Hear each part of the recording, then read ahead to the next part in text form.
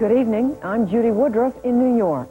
And I'm Jim Lehrer in Washington. After our summary of the news this Monday, we preview the whites reform referendum in South Africa.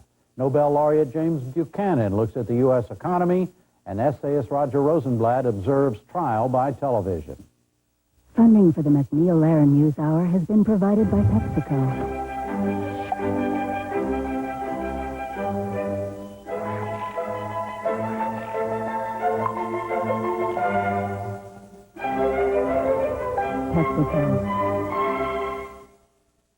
Part of helping the world live and communicate better is keeping it well informed.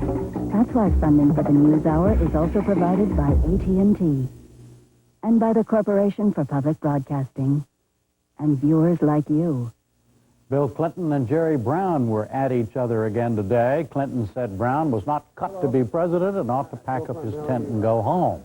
Brown said Clinton has a scandal a week and he would continue to point them out until the convention. Their mutual hostility surfaced in a pre-Michigan and Illinois primary debate last night in Chicago.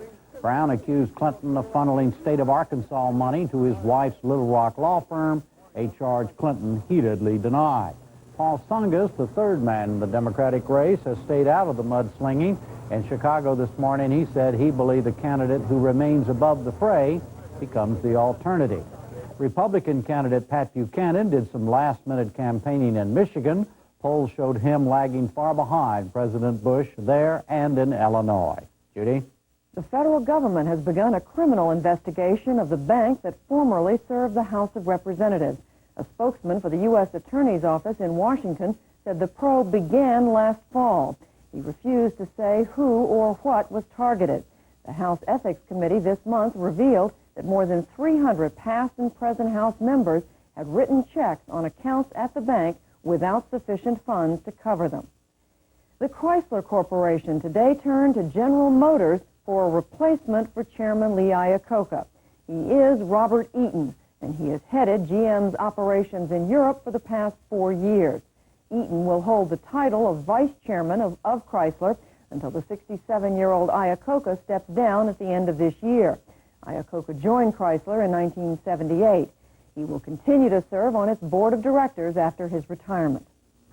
South African President de Klerk today called for a yes vote in the referendum on ending apartheid. He said to do otherwise could plunge South Africa into chaos. Jeremy Thompson of Independent Television News reports on tomorrow's whites-only vote. In Johannesburg, South Africans woke up to a new campaign commercial. It could be tomorrow's headlines. South Africa banned from the World Cup cricket. Negotiations broken off. Underground struggle resumed. Tens of thousands predicted to lose jobs as international sanctions imposed. If you vote no, or don't vote at all, this is what you can expect. But despite a multi-million-pound advertising campaign by the government and big business, South Africa's 5 million whites are still deeply divided over which way to vote. Right-wing Afrikaners still seem unperturbed by the international consequences of a no vote. They're motivated by parochial concerns, such as rising crime, recession, and the threat of a black government. Law and order remains a major factor in this referendum. Security was stepped up today after another weekend of violence in the township, which claimed 40 more lives. While most blacks will benefit from a vote for reform, there are rebel elements within Inkatha and the ANC who are opposed to compromise. It's believed they're using violence to provoke worried whites into voting no.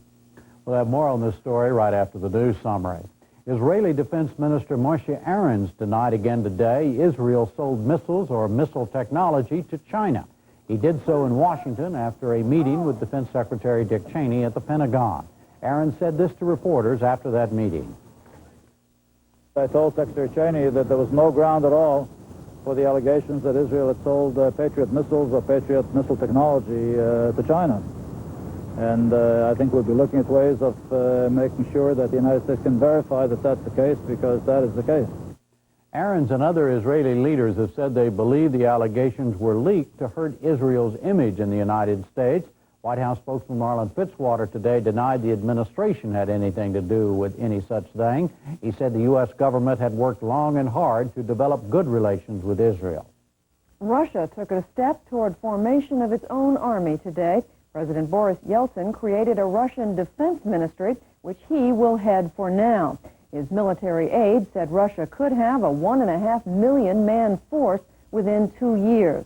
Also today, the president of Kazakhstan said he had established a special military force to defend his republic. The moves were a blow to efforts by the Commonwealth of Independent States to keep the former Soviet army under central control. Officials in Turkey said today more than 375 bodies had been found in the rubble of last week's earthquake. They said there was little hope of finding more survivors. The final death toll was expected to be about 800. Another 180,000 people were left homeless by the quake, which struck eastern Turkey Friday. A group of investigators claim to have solved the Amelia Earhart mystery. The pilot and her navigator disappeared more than 50 years ago while attempting to fly around the world. They were last seen leaving New Guinea en route to Howland Island in the South Pacific. At a news conference today in Washington, the investigators produced a piece of metal they said was part of the plane's fuselage. They also displayed a shoe heel and sole, which they think belonged to Miss Earhart. At the news conference, the lead investigator, Richard Gillespie, explained what he believes happened to the pilot and her navigator. On July 2nd, 1937, Amelia Earhart and her navigator, Fred Noonan, after failing to find Howland Island, flew down a 157-degree line of position and arrived over Nikumaroro, then known as Gardner Island, at about 11 a.m. local time. The tide was low, and a safe wheels-down landing was made on the dry reef flat at the island's western end. For 3 days, radio distress calls were sent, but sometime between July 5th and July 9th, high seas severely damaged the aircraft and swept it out and over the edge of the reef. Earhart and Noonan survived for an unknown period of time before dying on the waterless atoll. That's it for our news summary. Just ahead on the NewsHour, the upcoming whites-only referendum in South Africa, a Nobel Prize-winning economist, and Roger Rosenblatt on the recent run of trials on television.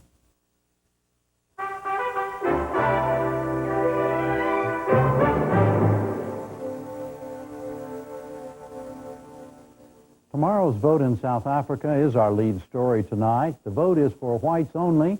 They are to say yes or no to continuing the white government's negotiations with the black majority to write a new constitution. Our preview begins with this report by Julian O'Halloran of the BBC Newsnight program. Hey, you! Yes, you! Don't look around, I'm talking to you! Did you vote yes today? Yes! A desperate appeal from the ruling National Party is targeted at apathetic whites as polling day arrives. What about the guy next to you? Well, what's his excuse? The style is hardly seductive, but subtlety has not been a prominent feature of this referendum. If friends or colleagues have forgotten that the referendum is on today, please remind them to vote yes. It's one of scores of commercials with which South Africans have been bombarded by the powerful alliance demanding a yes to further reform. The ads have focused overwhelmingly on the terror, ruination, and decay which would result, it's suggested, from a no majority. To get back into big-time business, vote yes on March. Decide on your future and that of South Africa. Vote yes on March the 7th. Every no show is actually a no vote. Much of this advertising has been paid for by big business, coordinated by a prominent publishing group, Times Media Limited. The newspaper and industry bosses masterminding the publicity have portrayed a no majority as leading to an upsurge in activity from the extreme right-wing AWB. They will take it as a victory, and they will be on the streets, and the blacks will be against them. We will have stones thrown, we'll have blood in the streets. They admit a lot of the advertising has been negative in tone, but say that's justified by circumstances. You can't go and paint a rosy picture. 40 years of apartheid, 40 years of evil have left this country, as communism left Eastern Europe, in a situation where reform is problematic, difficult, treacherous, and dangerous. And that's the way it is. The other way, of course, the no way, is certain doom. Certain doom. The Armageddon. 2 hours from Johannesburg, nursery school children in the town of Evander welcome President F.W. de Klerk. Opposition to his policies is high here, but the turnout by parents is better than expected. De Klerk, who's campaigned 12 or 15 hours a day for 3 weeks, misses no chance of a photo opportunity. In his speeches, he suggests he can negotiate a place for whites in government even after the black majority gets the vote. We're being accused of organizing or promoting a suicide plan for you who are here together today. The opposite is true. We're working for a survival plan. We're working for a success plan. President de Klerk has run this referendum rather like an American presidential campaign. Other National Party politicians have hardly been in the picture, while de Klerk has been speaking 6, 7, sometimes 8 times a day. But for all his energy and argument, there's no convincing evidence that he's managed to win back the sizable slice of support he's lost for his reform process during the past 2 years. I'm net nie van die potjie loos. Môre. Groot man. Half an hour later, de Klerk is at a barbecue 10 miles away, giving the impression every voter and every handshake counts. Your foreign minister said the other day that he thought it would be important to get at least 60% on Tuesday. Do you agree with it? A win is a win. I'm not differing from him. At 60% will be a marvelous win. But a 1% win is a win, and it will give me a mandate to go ahead. But it will be bigger the percentage is, the bigger the impetus will be that that win will give to the whole process. Later the same day, police and farmers gather at Neelstrom, northern Transvaal, where de Klerk continues on the campaign trail. When excitable farmers try to crowd an entrance to the hall where de Klerk is speaking, police give them short shrift. This is a right-wing stronghold where conservatives, disgusted by the prospect of black majority rule, sense it's their last chance to alter the course of events. Away from the political meetings, members of a Johannesburg sports club study possibly the most powerful argument in the Yes campaign. Come on! Holding the referendum while the South African team does battle in the World Cup cricket has been a masterstroke of timing. All but 1 or 2 of those we met here said they would vote yes, and that ending sporting isolation influences their decision. Every South African, I think, is glad to see us all back. And I think that's what we wanted. We don't want to be isolated. We want to be and show the world what we can do. Will you be voting yes in the referendum? Definitely.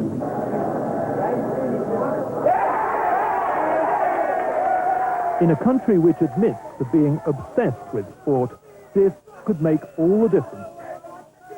Okay, comrades, what we're going to do here today is sticking up these posters. All right? In Johannesburg, members of an ANC branch put in their effort for the Yes campaign. Why? Well, said a black member, because I love de Klerk as well as the ANC. But even with the ANC and the white opposition Democratic Party behind it, the Yes campaign is far from confident of victory. Does that mean the big media blitz has failed? One has to look at the result at the end of the day. But on the other hand, it is true that this is a very momentous decision to take. And if you would just think of the distance which we have required the South African electorate to travel in a short space of time, then the fact that we can call such a referendum on such a question at this time and hope for a reasonable win is something fantastic anyway.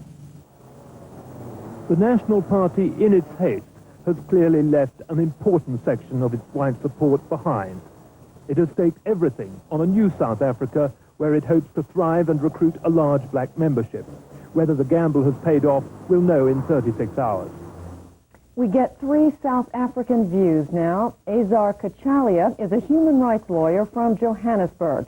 He was a leader of the United Democratic Front an anti-apartheid organization now merged into the African National Congress. He is currently a visiting fellow at Yale Law School. Anton Harber is an editor of the Weekly Mail in Johannesburg. He is visiting the United States, and he joins us from public television station WGBH in Boston. And Petrus Liebenberg is a political scientist and lecturer in national strategy at Rand Afrikaans University. He has been an analyst and researcher at the South African Department of Defense and the Bureau of Racial Affairs. He is now on a fellowship at the Foreign Policy Research Institute in Philadelphia, and he joins us from public station WHYY. Mr. Harber, let me begin with you. Why did President de Klerk call this referendum now? He had previously promised that before he moves to final constitutional change, he would go back to his electorate, the white electorate, to seek a further mandate for them to take that final step. One can debate whether or not he was obliged to keep to that commitment, but as long as one accepts that that commitment had been stated, clearly his perception was the sooner he did that, the better his chances of defeating the far right wing. Mr. Kachelis, would you agree with that? That's the President's reasoning? I think to some extent President de Klerk was left with very little option. The Potchefstroom by-election which he lost This is a parliamentary election in one part of South Africa. That's correct. That was the third by-election that the National Party, President de Klerk's National Party, had lost to the Conservative Party in about a year. That, together with the fact that President de Klerk had really anticipated an overwhelming victory in Potchefstroom, really pulled the rug from under his feet, and he then was really faced with an untenable situation. Would you agree with that, Mr. Liebenberg, that that's why the President did this? Basically, yes. That is true. And the fact that President de Klerk himself elevated the Potchefstroom by-election to the level of a test countrywide of his support among white voters, because he regarded Potchefstroom is, in the first place, regarded as his hometown.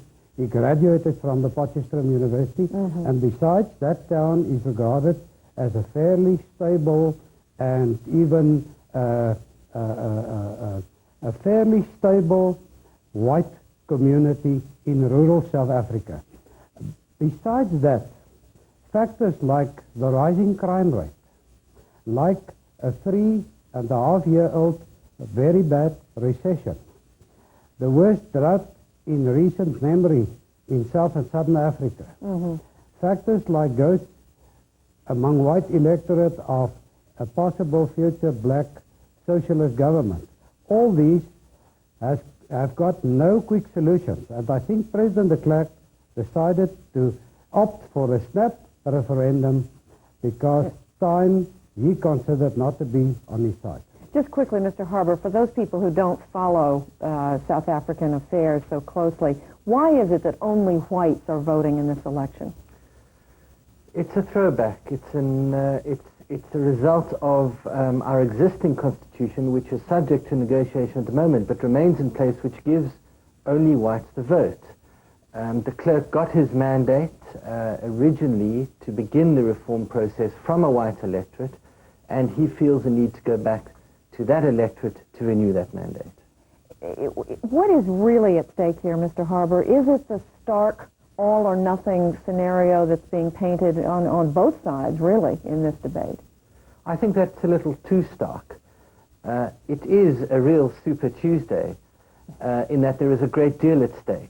If the noes win, we will be in for a good many years of a very difficult time, and which there will be a great deal of conflict and at great cost to the country, at great human and economic and political cost.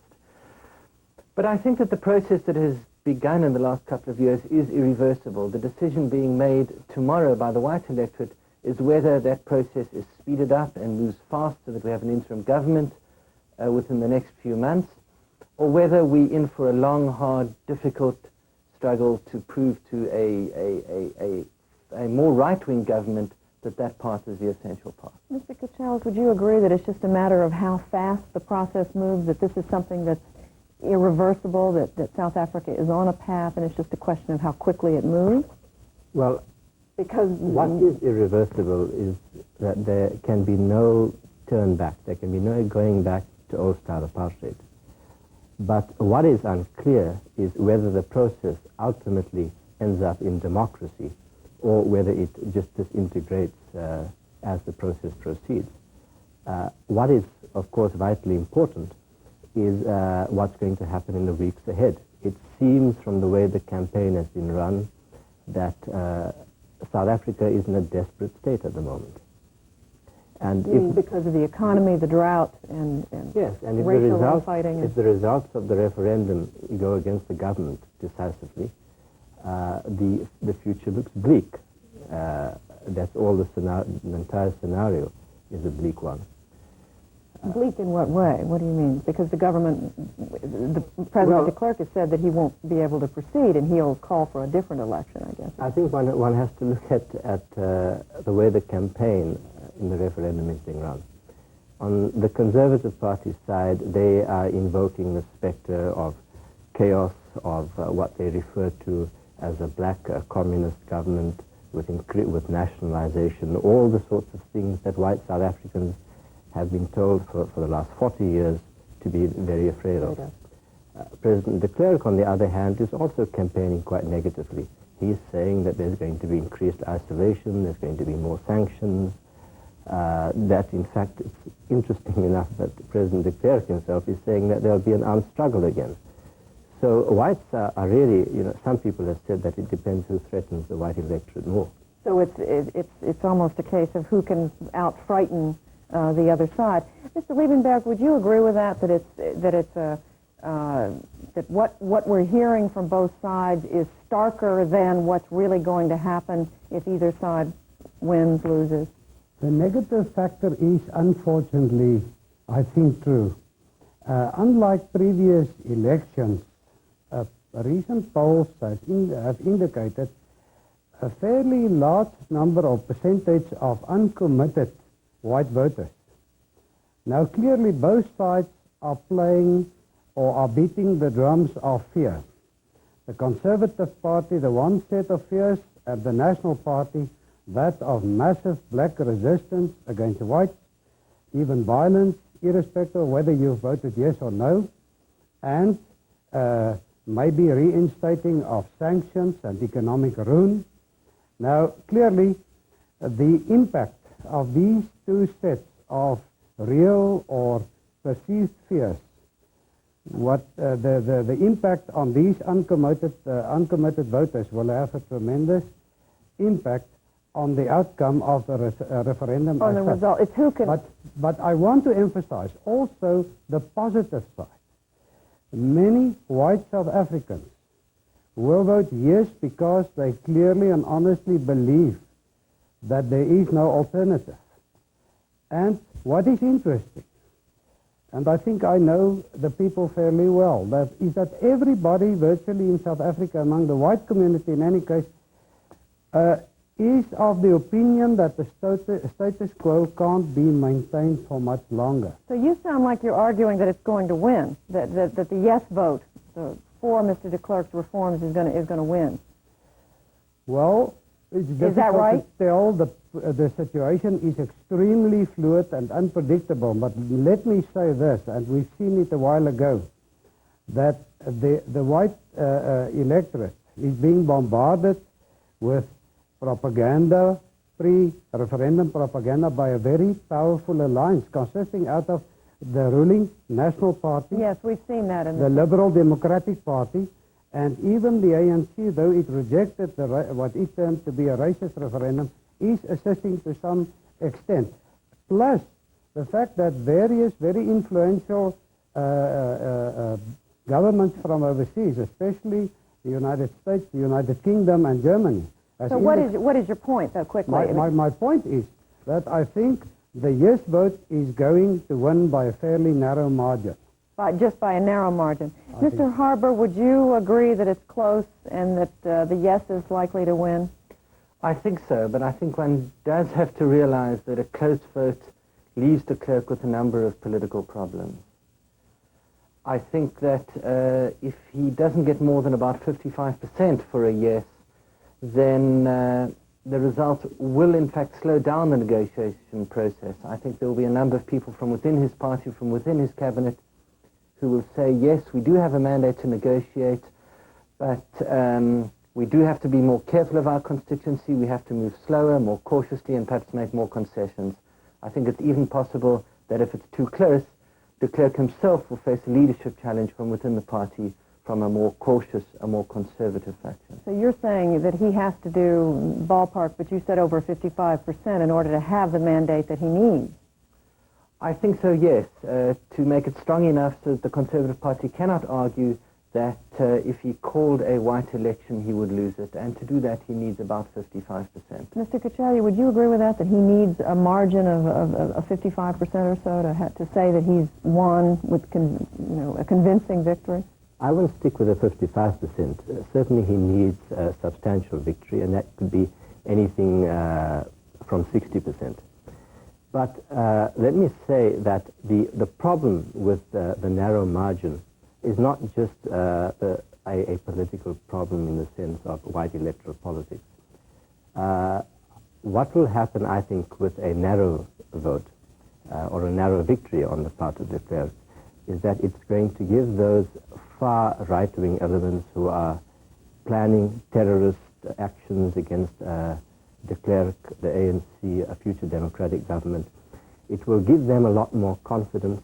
They will feel that they have a substantial support in the white community. And of course, just in the last weekend, there's been a dramatic escalation, a frightening escalation in violence in the country.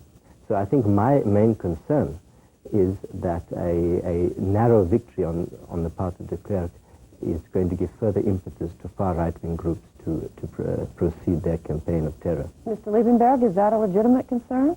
I think so. President de Klerk is in the position of having to keep one eye on his own right wing within his own party, and on the other hand, one of his major negotiating partners, the ANC, with a youth wing especially, very impatient that there should be progress towards a new South Africa. And then, on the other hand, what regarding the right wing, I think a yes vote victory, even a narrow one, could, on the other hand, strengthen the hands of a sizable minority or a sizable proportion within the official opposition Conservative Party who wants to negotiate, who wants to place their ideals and ideas on the negotiating table. Could strengthen that moderate viewpoint, you're saying? To strengthen that. Yes. Because up till now, the official leadership has turned them down. But you're saying that's going to happen even with a narrow win? Because it could be. We're talking of the far right on the one hand, committed to a more radical way of going about and emphasizing their ideals. But I think a fairly substantial percentage of the people on the right are not wishing for a civil war or a violent kind of option. Yeah, I guess I just want to cut you off because I thought you initially said you agreed, but now I hear you saying that you think the right will moderate if there's a victory, and I guess I'm not hearing within certain whether limits, you're agreeing with Mr. Cachalia or not. Within certain limits, it could have that effect on a certain percentage of people within the official Conservative Party. All right, and finally, Mr. Harbour, you do believe that there will be a win for the yes, but a narrow win. Is that right? If things go as... That is correct, yes.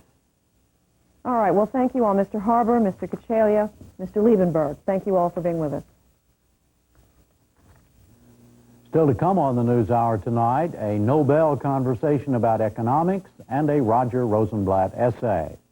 But first, this is Pledge Week on public television. We are taking a short break now so your public television station can ask for your support. That support helps keep programs like this on the air.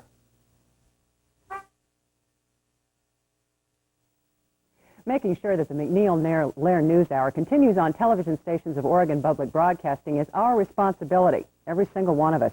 In Portland, you can help us by calling 245-2345. Elsewhere in Oregon, You might be in Bend, Pendleton, someplace like that, or anywhere in southern Washington. Wherever you're watching from, you can call us toll-free. There's no charge for the call, 1-800-245-2346.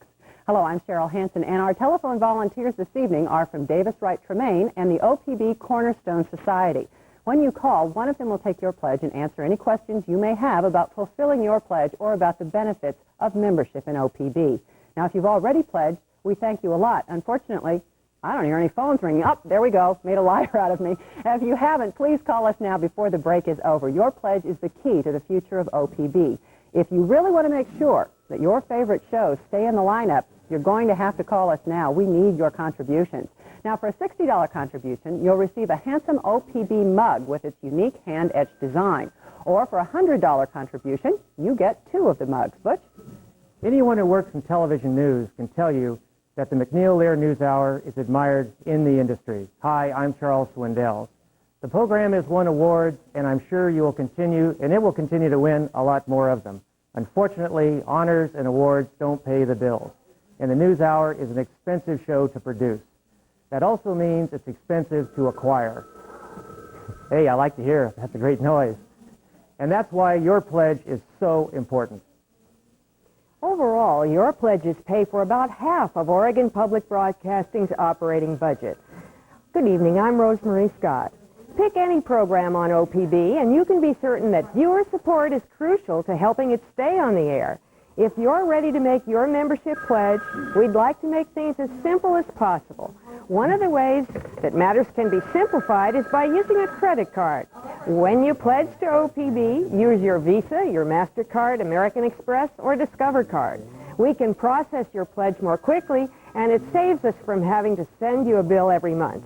For your convenience, we have a toll-free number for pledges coming in from anywhere in our viewing area, 1-800-245-2346.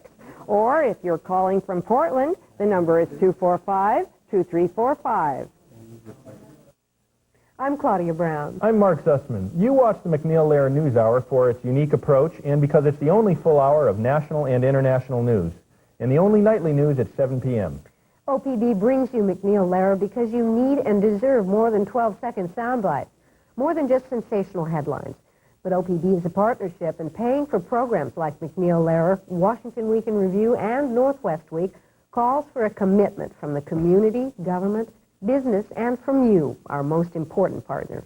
Tonight is your chance to make that commitment. Please call now and pledge your support for the MacNeil-Lehrer NewsHour and all the other programs you watch here every day. Thank you. Public television is television that really matters. And when it comes to news and information, you need all that you can get. As a group, Neil McNear, as viewers, are very well-informed people. Most people who watch the NewsHour regularly also watch a local or network newscast or subscribe to a newspaper or magazine. Every source of news is a value, and you wouldn't want to give any of them up. Now, there are public television stations that have a tough time carrying the NewsHour because it's expensive to run. OPB is fortunate in being able to have the NewsHour, and we hope that it can continue, and it can, with your support, continue for a long time. Interested in knowing how the media is getting ratings, selling ads, and keeping you in the dark about important issues? Get the latest scoop on attack journalism and how it's changed the political landscape of America and what we're doing about it. Larry Sabato's Feeding Frenzy bears why it's really important to understand this trend. To get this book with a pledge of $150, it's yours. It's an eye-opener. In Portland, call 245-2345. Elsewhere in Oregon, in southern Washington, wherever you're watching, call toll-free 1-800-245-2346. Boy, you weren't kidding, Butch. This is a good book. You should call with your $150 pledge. Let's take just a moment to talk about some of OPB's membership benefits. Now, one of them is the Oregon Focus magazine. It's published monthly exclusively for OPB members, and it's delivered right to your home. Focus is your complete guide to the programs on OPB, and Focus lists the latest discounts available with your Ticket to Oregon membership card. The New Rose Theater in Portland is on that list, as is the High Desert Museum in Bend, and there are many, many other advantages of your Ticket to Oregon. You can receive a complete list when you pledge, but first, what do you need to do? you need to make the call. Butch? For your convenience, we have a toll-free number for pledges coming from anywhere in the viewing area. It's 1-800-245-2346, or if you're calling from Portland, the number is 245-2345. Talk to one of our volunteers from Davis Wright Tremaine or the OPB Cornerstone Society. They'll be glad you did. In just a moment, we'll be returning to the News Hour, but you still have time to call us, and we certainly hope to hear from you. Again, 245-2345 in Portland. Elsewhere, from wherever you're watching, 1-800-245-2346. Later this evening, you can see a series called Quality or Else, an examination of America's position in the global marketplace and how it can be improved. If you really appreciate this kind of programming, then by all means, let us know about it. Do it with a phone call and a pledge. That's right, Rosemary. Our phone numbers again, both are toll-free, should be on your screen right now, but we'll give them to you one more time just in case you can't see them or you forgot. In Portland, call 245-2345. Elsewhere in Oregon, and we mean anywhere that you're seeing us right now, whether you're in Bend, Pendleton, Hood River, wherever it might be, you can call us toll-free. There's not a charge. Pick up your phone and dial 1-800-245-2346. Now we're going to take you back to the MacNeil Lehrer News Hour.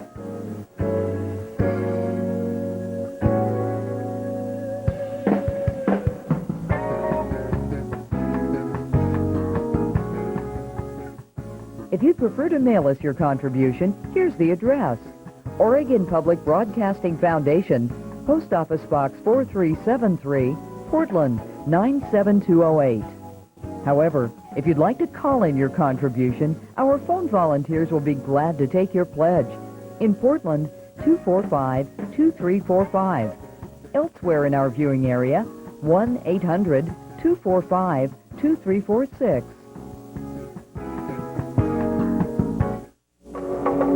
Tuesday is a night of wonder on OPB.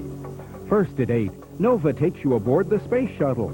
You'll find out what life is like in space and how the Earth looks from up there. Then at 9, a National Geographic special takes you a little closer to home, to Hawaii, on a mission to save some of the endangered native species of plants and animals in this tropical paradise. OPB is where you belong for science and nature. Tuesday night.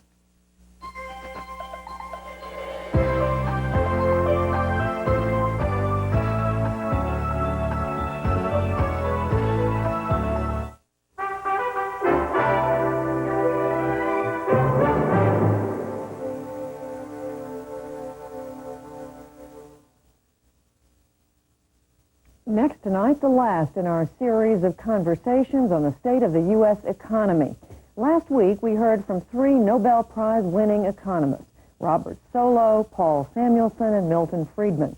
Tonight, a 4th. He is James Buchanan, 1986 laureate, professor of economics at George Mason University, and founder of the school's Center for the Study of Public Choice. Charlene Hunter-Gault spoke with Professor Buchanan last week. Professor Buchanan, thank you very much for joining us. There seems to be such a plethora of economic proposals out there. Are you hearing anything from the candidates that you think is viable? Well, I hear a mixture of things. There are some things in several candidates that are quite viable. In a sense, think of a composite of candidates would be my choice.